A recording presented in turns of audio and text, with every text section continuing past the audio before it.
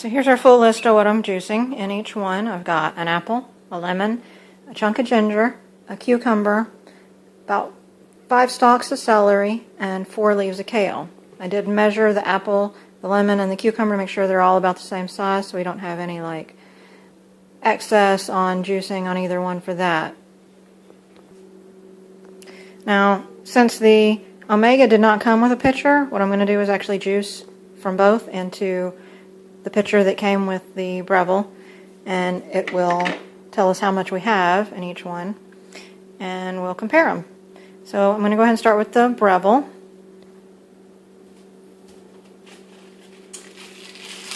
It's always good to take your greens and kind of ball them up. I like to stick my ginger kind of right in the middle of them. Shove them down in there.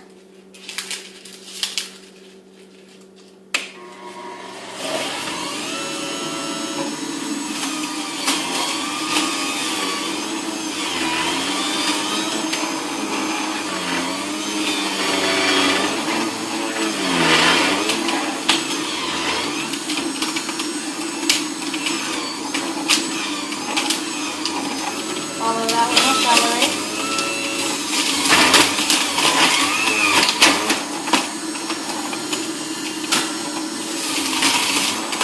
And my cucumber.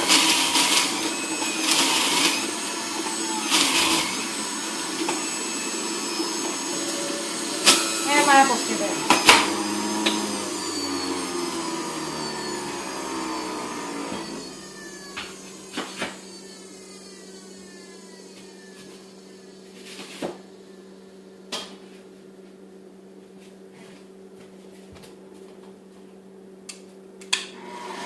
Flip it on high for the apple.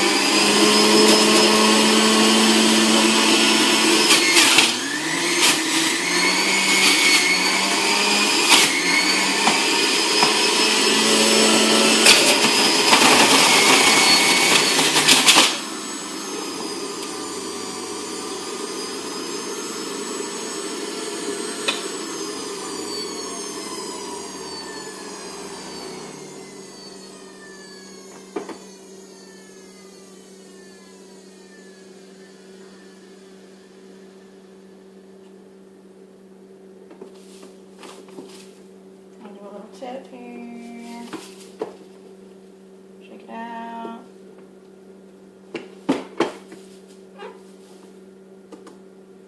Alright, so we got, as you can see right there, we got just over 20 ounces.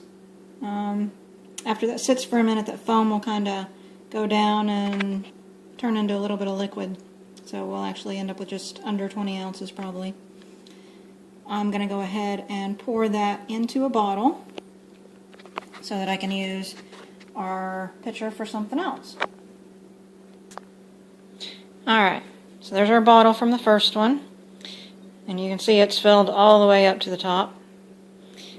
And then I went ahead and rinsed out the pitcher, and I've got it set up to go for our second batch. So let's see what the Omega has for us.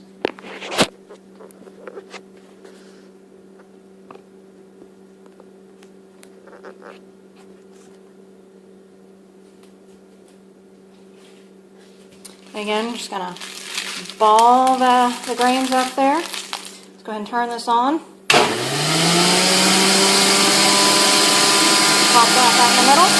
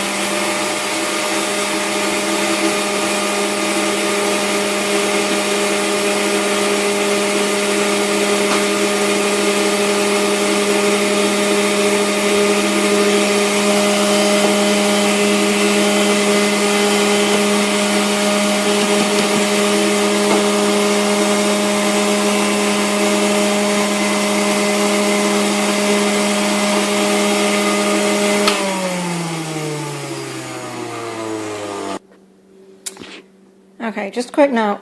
I usually work with smaller apple. These shoots will hold up to about a 3-inch apple, but these apples are pretty big that I'm using, so I had to cut them down. And it got kind of stuck, so I decided to go back and turn it off and grab a knife so that I could get it out. So we're ready to go again. Woo!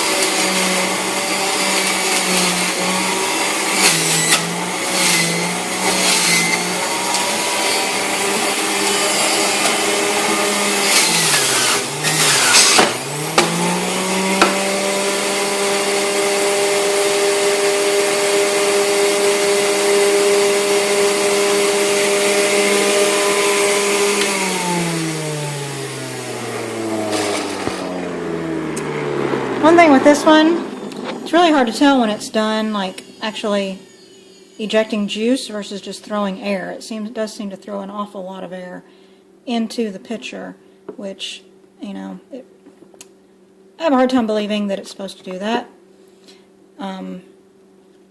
It's one thing I'm not really liking on this one. And maybe it's just a design flaw or a problem with this particular machine. Don't really know, but let's see just how much juice we got off this one, shall we? Alright, now with foam and everything, we're up all the way to 25 ounces. But really, we're going to end up with probably right about the same amount. It's just over 20 with the main line here. So, let's compare color here. They look pretty close. So I think overall they're really going to be very close to each other. Let's pour this into a bottle and see what happens. Okay, now they're in a bottle, and I don't know if you can tell as well as I can tell, but this one on the left from the Breville is actually a good bit lighter in color than the one on the right from the Omega. Also, this one has a lot more foam on top. This one I didn't hit foam until I got all the way up to here, and that's still going down, and I've still got some juice left in there. So it does look like we got a good bit more actually out of the Omega, as well as a stronger juice on the green stuff, which is good to know. Let's see what happens when we taste it.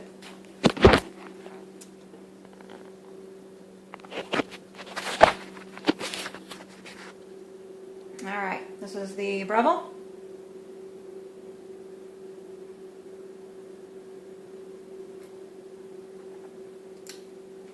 Very tasty. Once I got past the foam, it took me a second to actually get some juice in my mouth.